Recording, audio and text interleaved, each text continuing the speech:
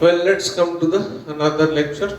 That is, again, I'm saying you that I'm forming this lecture in complete English just for you on your demand. So you need to subscribe, send me comments, share. Only then I'll be forming other lectures. Put it in complete English. So please just I'm asking only for subscription. I'm not asking for money. So there should not be any problem. Well, I talk about question is this. E due to a uniformly charged disk at its axis. Now, first of all, I would like to say a few words regarding your textbook and lots of books. Actually, when they define Coulomb's law, electric field, then they define for the point charge. And after coming to these derivations, before coming to these derivations, what they do, they just randomly tell. Actually, that explanation I don't like that. They do what? They simply say charge distribution simply. Make this kind of a diagram. There is charge. We consider an element. This is sometimes charge density lambda. Sometimes they call it sigma. Sometimes they call it rho. Now, students many times ask me, many times actually, it's too long. For 20 years, they usually one or two or more students usually ask, sir, density means in general mechanics, density is always concerned with volume. You say mass density, you say charge density, whatever it should be, concerned with the volume. But here sometimes they call linear charge density or charge upon length, as in the previous class we took lambda, linear charge density. That's, I didn't name it, I simply write lambda q by length. But that is named as linear charge density. On a surface, suppose on this board, if charge is spread uniformly, I calculate the charge over area. Then I'll call it surface density or areal density. If the charge is distributed in a 3D environment, in a sphere or something like that, then it will be called the volumetric density. So here I would like to make you clear one thing, that first of all, when we talk about charge density, then please don't think it like mechanics, that it is concerned with the volume. It is what? The way charge can get distributed. It is given a name density. So don't misinterpret with the volume. If charge is distributed on a line, it's called line charge. Charge per unit length is called linear charge density lambda. I won't make this discussion in this way. Students, definitely they get confused. What is this? So forget it, I don't talk about that. Actually what I do, whenever the need of lambda comes, whenever the need of sigma comes, whenever the need of rho comes, I explain at that time. And that is very comfortable for the students. Now, as I explained in the previous lecture, I just wrote lambda, I didn't name it. Now I'm naming it. This is called linear charge density. Linear charge density. This is called surface charge density. This is called volume charge density. So it's a quite simple thing. Just extended the meaning of density. It can be over a line, it can be over an area, it can be over a volume. Just nothing else. Now, what need to talk about here, I just need to recall in the previous class, as I said, this is a ring having charge q, radius a, at distance x, this is point B. At P, electric field is kqx upon a square plus x square raised to power 3 by 2. I hope you remember. Now, this result will help in this particular question. Now, first of all, This is a disk. Okay. I would like to explain one more thing. Sometimes students ask. Now I have placed this disk in XY plane, so it will look like complete circle. If I place in YZ plane, it will look like ellipse. I hope you understand, students of mathematics. If you are not students of mathematics, then you can just place in this way. This is X, this is Y, this is Z axis. So if I place in this like this ring, if I place in XY plane, this is just before your eyes. It will look complete circle. If I place here, make little tilted, it will look like ellipse. Got it? Well, this is a disk having radius suppose R. Now I can easily consider that this disk is made of multiple rings of increasing radius. However, they are not discrete. That ring of 1 mm, then 2 mm, then 3 mm. No. There are rings of 1 mm, 1.0001 mm, 1.002 mm. From 0 to capital R, continuously. When there is term continuous, then definitely we are going to jump into calculus. Got it? So, it can be considered as this disk is made of rings of increasing radii. So I start here from a diagram, a bigger diagram. This point is P. This radius here I am taking capital R. Okay. What can I do here? And it has surface density sigma. I am saying again, if this disk has total charge Q over the surface, then Q by pi R square is sigma actually. Okay? Charge per unit area. Fine. How to proceed? I simply do one thing. I take a ring of radius R because I know the formula of ring up to yet. The width of this ring is dr and radius of this ring is R.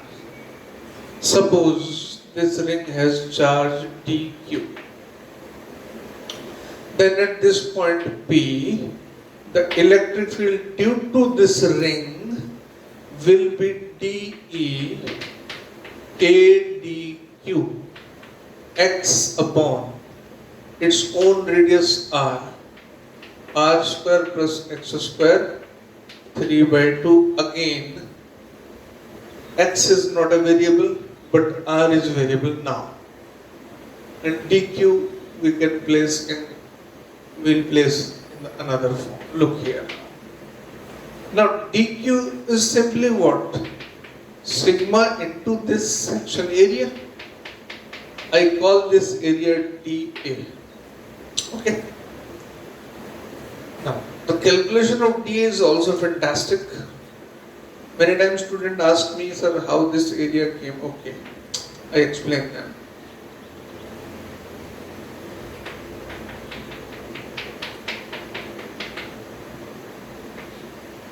This is R, this width is dr. How to find this shaded area? It's quite simple. No need to make pi R square, use of that formula. Without the use of pi R square formula, I can calculate. I simply do one thing. I cut from any point and spread it on the board. Then this becomes a rectangle. This is its length, this is its breadth. This length is actually what? Periphery? 2 pi r. Here, its length will be 2 pi r. Its breadth is very clear given dr. So dA will be length into breadth 2 pi r dr. This is dA. Now come here, dq. I write here. dq sigma dA into 2 pi r dr. Right? Now come to this formula again. Actually, I have solved the mystery for this formula. This is dE is equal to k dq. dq is what? Sigma into 2 pi r dr x upon r square plus x square raised to power 3 by 2. To simplify the integration, I just take constants one side, k sigma 2 pi x. Look, k sigma 2 pi x, all these are constants, and r dr upon r square plus x square 3 by 2. Look carefully. However, x is a constant, but r is variable. So, to find net electric field, I'll have to integrate this equation. Now, look carefully. What I use here, I take r square plus x square. I hope it's no substitution formula. I take it u square, another variable. Then I differentiate it 2r dr 2ud. Then I have the value of rdr also.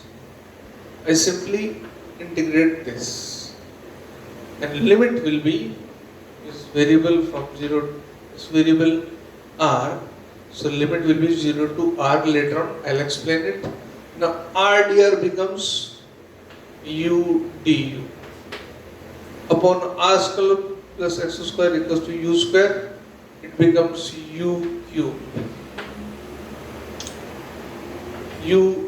One u here is du upon u square. A complete integration here only. It is u minus 2 plus 1 upon minus 2 plus 1, and it is minus of 1 upon u. Collect this integration and come here.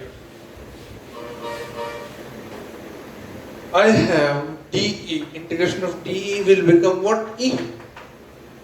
I have E. Look carefully, these constants k sigma 2 pi x. Actually, this is also useful for your board examinations and for GE also. You need not to repeatedly write them again, because at any point you can make mistake. In place of sigma you can write pi, you can sometimes forget sigma or pi or x, whatever. There can happen any mistake. So I skipped. Now if you are clear, then you can write them now. I have finally reached to this point. I simply write minus sign outside 1 upon u, and in place of u I replace their original values. It is minus k sigma 2 pi x 1 upon r square plus x square was u square, but here is u, so I simply write root. And now I can place the limit, because r begins from 0 to capital R, 0 to capital R. Here E is minus k sigma 2 pi, upper limit 1 upon capital R square plus x square minus 1 upon, in place of R it will be 0, denominator x square root, it is x.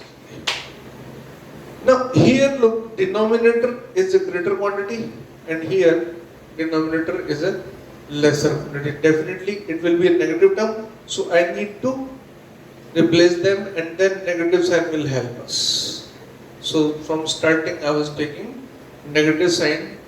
Let me tell you, this derivation of disk is the most cumbersome derivation. I have divided into parts and tried to make it easy, but if you just watch my lecture and then you see, okay, now I got it, no, it is not possible. You'll have to go through yourself, making it very clear. Many times students say, think, okay, I have seen, I know, I have seen. No, it's not like that. You will have to do it. Now here I do is sigma 2 pi. Here I forgot x na. This kind of mistake can happen. I simply replace them.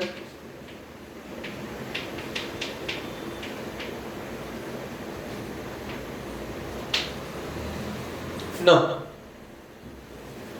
what to do with E is equal to sigma 2 pi x.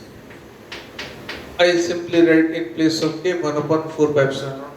From denominator I can take x from here.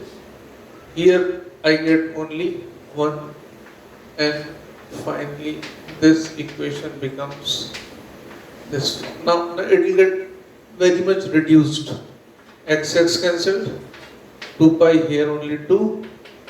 E is equal to sigma upon 2 pi, and finally leaving up to your comprehension. I take x denominator. In root it will go, it will become x square. I am just writing 1 plus r square by x square. 1 minus 1 by 1 plus r square by x square. And from this formula, last point, this is definitely a cubism, a tedious formula, but you must actually, when you start loving study, when you get results, you have thought, or simple results, or you have listened, you have read somewhere. Now I'll show you the magic of this formula. Then you will rely upon, then you will have trust on this formula. Now if I say you that this disk is quite large, means this radius is very, very greater than x. It's a huge disk, or say this is complete disk of radius say 20 meters, and you are standing just 5 centimeters, then definitely capital R is very greater than x, and square becomes more greater. So in that case, r square by x square is very, very greater than 1. 2 epsilon naught here, 2 epsilon naught. R square by x square very, very greater than 1. This denominator will become a huge quantity. 1 upon large number tends to 0. And this term will become 0. We will have E is equal to sigma by 2 epsilon naught. Your well-known result, which is calculated by Gauss theorem in a very easy way. Got it? Now, in further classes, because it was necessary to go through these derivations, but our prime purpose is not going through derivations, but in class 12 starting we need to go through these derivations, these basic things, because from here we get the idea of competitive questions. In further classes, we'll be moving ahead to the competitive level questions.